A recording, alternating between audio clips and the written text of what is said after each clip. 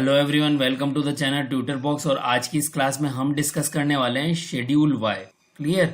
Schedule Y किसके अंदर आता है? ड्रग एंड कॉस्मेटिक एक्ट 1945 के अंदर आता है।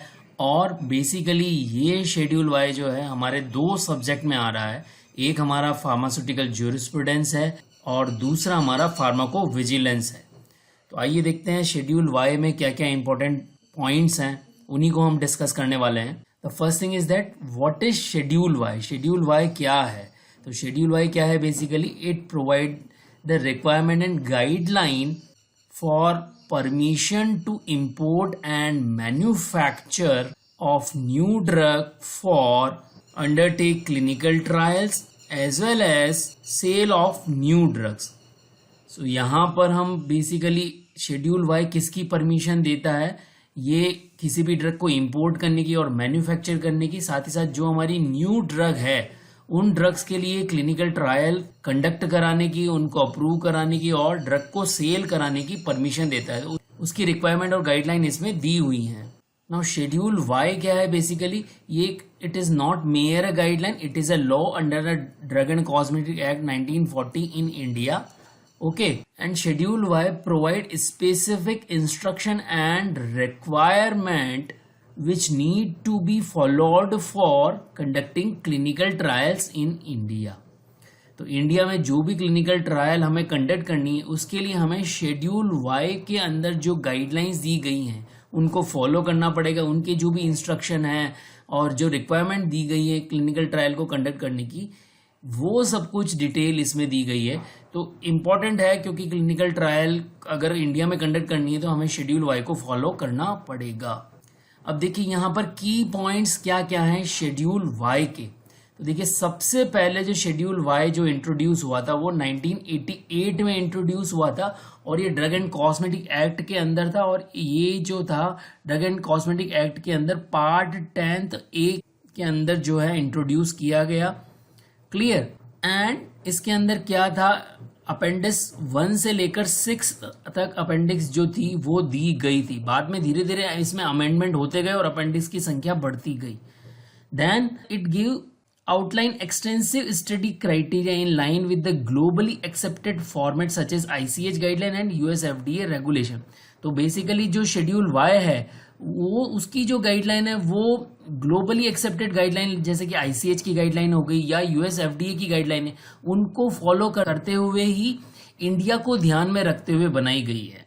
And it provide pre clinical toxicology and pharmacological data of the study. तो यहाँ पर शेड्यूल वाई में प्री क्लिनिकल डाटा के लिए भी फॉर्मेट्स दिए गए हैं और उनके अंदर जो प्री क्लिनिकल टॉक्सिकोलॉजी और फार्माकोलॉजिकल स्पेसिफिक डाटा होता है वो भी हमें शेड्यूल वाई के अंतर्गत ही प्रोवाइड कराना होता है। Then it also provide regulatory requirements and status in other countries. तो क्या क्या रेगुलेटरी रिक्वायरमेंट है और अदर कंट्रीज में क्या क्या स्टेटस है सेम कंडीशंस का, वो भी शेड्यूल वाई प्रोवाइड करवाता है। Then it also describe information and data required for approval of clinical trial. वो बता ही चुका हूं मैं आप लोगों को। उसमें हम क्या करेंगे बेसिकली क्लिनिकल ट्रायल में? यहाँ पर हम क्या देंगे? डिटेल ऑफ क्लिनिकल रिपोर्ट, जो भी क्लिनिकल रिपोर्ट्स होगी उनकी डिटेल देंगे। साथ ही साथ जो भी हमारे प्रोटोकॉल्स हैं उनकी डिटेल्स हम प्रोवाइड कराएंगे। Then it also describe information and data required for import and manufacturing of new drug for marketing in India. तो import और manufacturing of new drug जो हैं उनकी इंफॉर्मेशन और उनको मार्केटिंग करने की इंडिया के अंदर, उसके लिए जो भी इंफॉर्मेशन है वो शेड्यूल वाई के अंतर्गत प्रोवाइड कराई जाएगी। अब देखिए यहाँ पर मैं कुछ जो भी अमेंडमेंट हुए हैं उनको बता रहा हूँ। तो जो अलग अलग ईयर के अंदर अमेंडमेंट हुए हैं वो मैं आपको शॉर्टली बताऊंगा। अमेंडमेंट का डिटेल लेक्चर मैं इसके बाद वाला लेक्चर आपको दूंगा।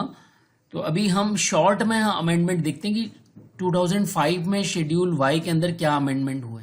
तो देखिए यहाँ पर जो 2005 था उसके अंदर फर्स्ट क्या हुआ?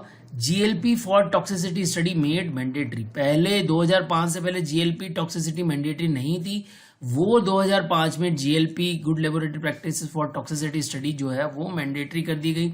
फिर फेज 1 से लेकर फेज 4 तक की जो रियलिस्टिक डेफिनेशन है वो बताई गई शेड्यूल वाई के अंदर। एंड जो अलग अलग फेजेस में जो लैग टाइम था उसको रिमूव्ड किया गया। एंड अपेंडिक्स नंबर 7 से लेकर 9 जो है वो इंट्रोड्यूस की गई। तो ये बेसिक अमेंडमेंट हुए 2005 में। देन उसके बाद 2013 में शेड्यूल वाई में कौन कौन से अमेंडमेंट हुए तो वो हम देखते हैं। तो यहाँ पर 122 डैब जो है वो रूल इंट्रोड्यूस किया गया। इसके अंतर्गत क्या है, serious adverse event reporting and compensation, इनके बारे में बताया गया है कि सीरियस एडवर्स इवेंट की रिपोर्टिंग होनी चाहिए और कंपनसेशन भी पेशेंट को मिलना चाहिए जो कि एनरोल है क्लिनिकल ट्रायल में। एंड 122 डैक जो है वो क्या बता रहा है, कंडक्ट ऑफ क्लिनिकल ट्रायल के बारे में इंफॉर्मेशन दी गई है। एंड 122 डी जो है वो ethics committee registration and functioning जो है उसके बारे में बताया। और इथिक्स कमिटी का रजिस्ट्रेशन जो है अकॉर्डिंग टू अपेंडिक्स 8 जो है वो मैंडेटरी कर दिया गया। एंड अपेंडिक्स 12 को भी इंट्रोड्यूस किया गया। तो यहाँ पर 2013 में काफ़ी अमेंडमेंट किए गए, उनकी इंफॉर्मेशन है। देन 2014 में कौन कौन से शेड्यूल वाई में अमेंडमेंट किए गए तो यहाँ पर देखिए, formula for compensation of participant in clinical trial introduce, कि जो भी क्लिनिकल ट्रायल में पार्टिसिपेंट होंगे उनको जो अगर कोई एडवर्स इवेंट होता है तो उनको जो कंपनसेशन मिलेगा वो किस फॉर्मूला से मिलेगा वो दिया गया। Then serious adverse event reporting timeline redefine की गई, जो सीरियस एडवर्स रिपोर्टिंग की टाइमलाइन थी वो उसको चेंज किया गया। देन 2015 में फिर क्या अमेंडमेंट आया, 2015 में audio visual recording of vulnerable subject made mandatory. तो जो भी वल्नरेबल सब्जेक्ट थे उनकी ऑडियो विजुअल रिकॉर्डिंग जो है वो मैंडेटरी कर दी गई। और 122 DAA जो है उसको ओमिट कर दिया गया। क्लियर। देन उसके बाद 2016 जो है हमारे पास में, उसमें क्या अमेंडमेंट आया, पोस्ट मार्केटिंग सर्विलांस जो है उसको ऐड कर दिया गया जो कि पहले ऐड नहीं थी। Clear everyone. Now approval of clinical trial, import and manufacturing of new drugs. So यहाँ पर देखिए जो इनके लिए रूल्स दिए गए हैं वो क्या क्या है। रूल नंबर 122A, तो इसमें क्या बताया गया है, permission to import new drugs.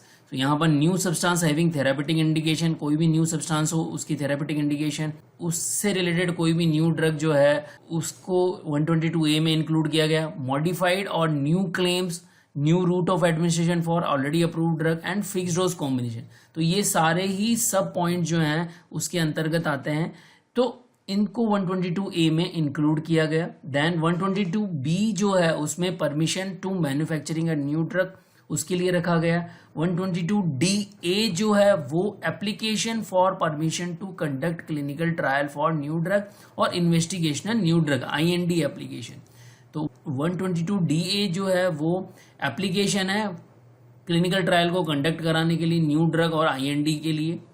Then 122DAA जो है वो डेफिनेशन दी गई उसमें क्लिनिकल ट्रायल्स की। क्लियर। उनका पर्पस दिया गया, किस पर्पस के लिए क्लिनिकल ट्रायल कराई जाएगी, उन सब के बारे में यहाँ पर बताया गया है 122DAA में।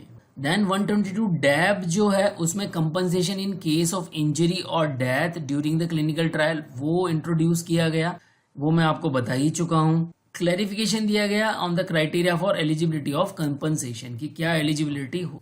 देन 122 डैक जो है वो इंट्रोड्यूस किया गया और permission to conduct clinical trial. 122DB जो है वो इंट्रोड्यूस किया गया, वो है suspension and cancellation of permission और अप्रूवल। अगर कोई भी जो अप्रूव की गई है परमिशन उसको कैंसिल करना हो या सस्पेंड करना हो तो उसके लिए 122DB को फॉलो किया जाएगा। And 122DD, this is about the registration of ethics committee. And 122E definition of new drug उसके बारे में बताया गया। यहाँ पर हम डिटेल में डिस्कस करने वाले हैं शेड्यूल वाई को कि शेड्यूल वाई के क्या स्पेसिफिक फीचर्स हैं। तो यहाँ पर requirement guideline on clinical trial for import and manufacturing of new drug.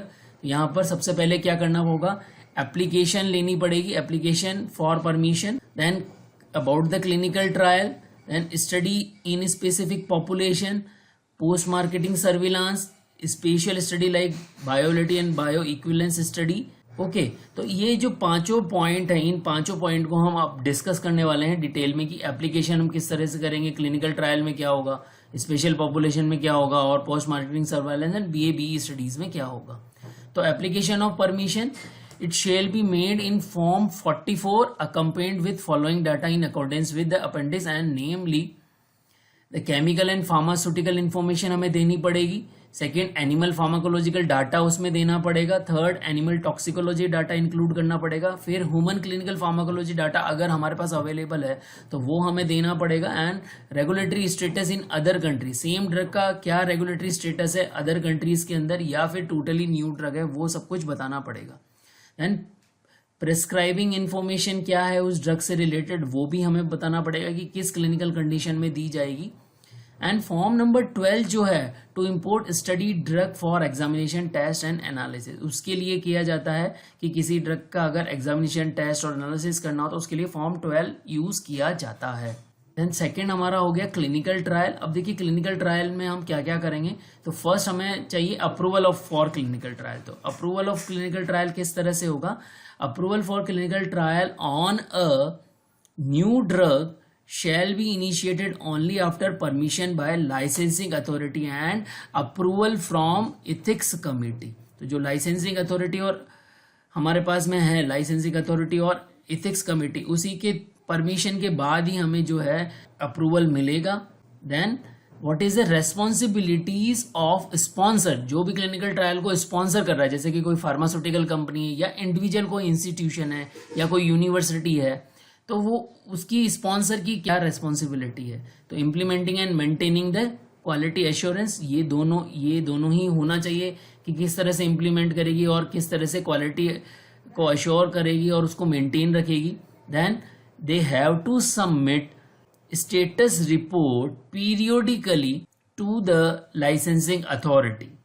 Clear, तो उन्हें क्लिनिकल ट्रायल की जो स्टेटस रिपोर्ट है वो पीरियोडिकली सबमिट करनी पड़ेगी, जैसे कि वीकली हो गया, 15 डेज हो गया, 1 मंथ, 3 मंथ, इस तरह से लाइसेंसिंग अथॉरिटी जो कि इंडिया में CDSCO है उसको सबमिट करनी पड़ेगी। Then serious adverse events should be reported to the licensing authority within 14 calendars. Sponsor की क्या रेस्पॉन्सिबिलिटी होगी कि जो भी क्लिनिकल ट्रायल कंडक्ट हो रही है उसके अंदर अगर कोई सीरियस एडवर्स इवेंट आता है तो उसको रिपोर्ट करना पड़ेगा लाइसेंसिंग अथॉरिटी को within 14 calendar day. Clear, तो ये भी अमेंडमेंट हुए उनमें मेंशन किया गया। Then responsibility of investigator. अब इन्वेस्टिगेटर में कौन आ गया, फार्मास्यूटिकल कंपनी ही कभी स्पॉन्सर हो सकती है या जो CRO हैं अगर उन्हें किसी से वर्क मिला है तो वो इन्वेस्टिगेटर हो गए, या यूनिवर्सिटी है वो इन्वेस्टिगेटर हो गई। अब देखिए यहाँ पर क्या होगा, they ensure adequate medical care is to provided to the subject. Clear, उनको ये इन्वेस्टिगेटर को ये इंश्योर करना पड़ेगा कि जो भी सब्जेक्ट है, जो भी पेशेंट इंक्लूड हुए हैं, जो पर्सन इंक्लूड हुए हैं, पार्टिसिपेंट बने हैं क्लिनिकल ट्रायल में, उनका मेडिकल केयर एडिकेटली होना चाहिए। Serious adverse event and unexpected adverse event दोनों को ही रिपोर्ट करना पड़ेगा, should be reported to the sponsor within 24 hours. Sponsor को 24 आवर के अंदर ही रिपोर्ट करना पड़ेगा, and they should be reported to the ethics committee within 7 working days. Clear, तो ये सारा सब कुछ इन्फॉर्म करना पड़ेगा। देन इन्फॉर्म कंसेंट भी काफी इंपॉर्टेंट है। तो inform consent freely given inform written consent, जो भी पेशेंट है इन्फॉर्म कंसेंट भरेंगे, फॉर्म फिल करेंगे, तो they fill freely given inform written consent and provide information about the study verbally, उनको वर्बली पूरी स्टडी की इन्फॉर्मेशन बताई जाएगी, and non technical and understandable language में बताई जाएगी, क्योंकि लेमैन होते हैं उनको साइंटिफिक टर्मिनोलॉजी पता नहीं होती है, तो उनको सामान्य भाषा में समझाया जाएगा कि आपको स्टडी के दौरान क्या क्या किया जाएगा। ये सब कुछ शेड्यूल वाई में मेंशन है। Then what are the responsibility of ethics committee. Ethics committee की क्या रेस्पॉन्सिबिलिटी है, approval trial protocol to safeguard RSW of all trial subject and to protect RSW of all vulnerable subject.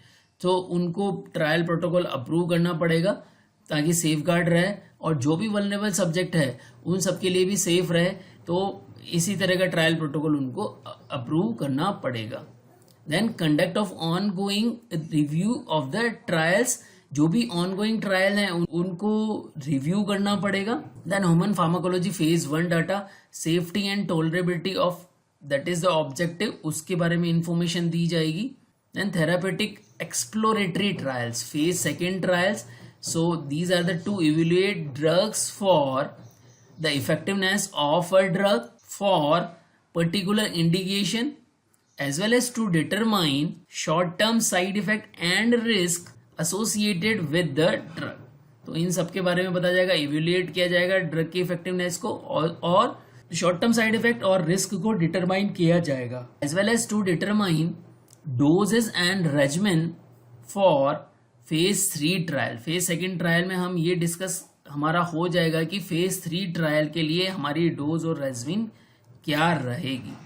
Then phase 3 trials, it gives the demonstration of therapeutic benefit as well as drug is safe or and effective for use and provide an adequate basis for marketing approval. तो इन सब बातों का जो है हमें phase 3 trials में पता लग जाएगा. Then phase 3 अगर complete हो जाता है then drug approve हो जाती है. उसके बाद post marketing trials, phase 4 trials, so performed after drug approval and related to the approved indication. इनकी information इसमें collect की जाएगी and it include drug interaction, dose response and safety study as well as mortality and morbidity studies. इन सबको conduct किया जाएगा phase 4 trials में. जो हमने clinical trial पढ़ा second point, उसके बाद हमारा third point है studies in special population. तो special population हमारे पास में कौन कौन सी होगी? First genetic population, second child हो गए हमारे पास में, एंड थर्ड प्रेग्नेंट वुमेन हो गई. ठीक है, तो ये स्पेशल पॉपुलेशन के बारे में हम ऑलरेडी काफ़ी कुछ डिस्कस कर चुके हैं. हमारे ऑलरेडी फार्माकोविजिलेंस में अलग अलग पॉपुलेशन पर मैंने लेक्चर दिए हैं आप लोगों को, तो वो लेक्चर को डिटेल में आप देख लीजिएगा, वहाँ पर पूरी इन्फॉर्मेशन दी हुई है. Then post marketing surveillance studies, so closely monitor किया जाएगा. इसमें किसको मॉनिटर किया जाएगा? न्यू ड्रग को. और किसके लिए मॉनिटर किया जाएगा? क्लिनिकल सेफ्टी के लिए मॉनिटर किया जाएगा. Then periodic safety update report to report all relevant new information. PSUR submit की जाएगी. PSUR पे मैं ऑलरेडी लेक्चर दे चुका हूं आप लोगों को, आप देख सकते हैं PSUR part 1 and part 2. And PSUR shall be submitted every 6 month for first 2 year. तो ये अलग अलग कंट्री के लिए अलग अलग गाइडलाइंस होती हैं, इंडिया के लिए यही है. तो आप इसको ध्यान रखिए कि PSUR जो है एवरी 6 मंथ में सबमिट की जाएगी for first 2 year of the drug. Then special studies, special study में bioavailability and bio equivalence studies हैं. So conducted according to the guideline for BA and BE study. जो BA और BE study की guideline दी हुई है schedule Y में, तो उसके अकॉर्डिंग ही किया जाएगा. And in this what we do, evaluation of the effect of food on absorption following oral administration, वो भी चेक किया जाएगा. देन अपेंडिक्स है हमारे पास में शेड्यूल वाई के अंतर्गत, वो देख लीजिए हमारे पास में कौन कौन सी. अपेंडिक्स 1 से लेकर अपेंडिक्स 11 जो है वो हमारे पास में दी गई, और 12 को भी इंक्लूड कर लिया गया है. सो अपेंडिक्स 1 में क्या है? Data to be submitted along with the application to conduct the clinical trial, import manufacturing of new drug for marketing in the country. Then appendix 1A जो है वो data required to be submitted by an applicant for grant of permission to import and manufacture a new drug already approved in the country. appendix 2 जो है structure, content and format of the clinical study reports. Then appendix 3 animal toxicology, non clinical toxicity studies के बारे में दिया गया है. Appendix 4 में animal pharmacology के बारे में दिया गया. अपेंडिक्स 5 इन्फॉर्म कंसेंट के बारे में पूरी डिटेल बताता है. अपेंडिक्स 6 जो है वो फिक्स डोज कॉम्बिनेशन के बारे में इंफॉर्मेशन दी है. देन अपेंडिक्स 7 जो है undertaking by investigator. Then appendix 8 about the ethics committee. Then 9th stability testing of the new drug. And then appendix 10 content of the propose protocol for conducting clinical trial. Protocol की information जो है appendix 10 में मिलेगी. Then appendix 11 में हमें data element for reporting serious adverse event occurring in the clinical trial, उसके बारे में इंफॉर्मेशन मिलेगी. Clear everyone? So this is all about on the schedule Y. We can say this is the summary of schedule Y. अगर हमको detail में पढ़ना है अलग अलग, तो हमें हर एक अपेंडिक्स देखना होगा कि हर एक अपेंडिक्स के अंदर क्या क्या चीजें दी हुई है. जैसे कि अगर हमें प्री क्लिनिकल स्टडीज के बारे में देखना है तो अपेंडिक्स 3 से लेकर हमें अपेंडिक्स 4 दोनों को ही देखना पड़ेगा. ठीक है, यहाँ पर आई होप आप लोगों को ये शेड्यूल वाई समझ में आया होगा. यहाँ शेड्यूल वाई के जो अमेंडमेंट है उस अमेंडमेंट को डिटेल में मैं आप लोगों को नेक्स्ट लेक्चर में लेकर आऊंगा. वो लेक्चर भी आप जरूर देखिएगा. तो यहाँ पर कुछ क्वेश्चन मैंने आप लोगों से शेड्यूल वाई के डिस्कस किए हैं जो कि कॉम्पिटिटिव एग्जामिनेशन में पूछे गए हैं। उन क्वेश्चंस के आंसर आप कमेंट बॉक्स में लिखें, और अगर आप लोगों को लगता है कि लेक्चर यूजफुल है तो इस लेक्चर को ज़्यादा से ज़्यादा बच्चों तक शेयर करें। जय भारत, जय हिंद।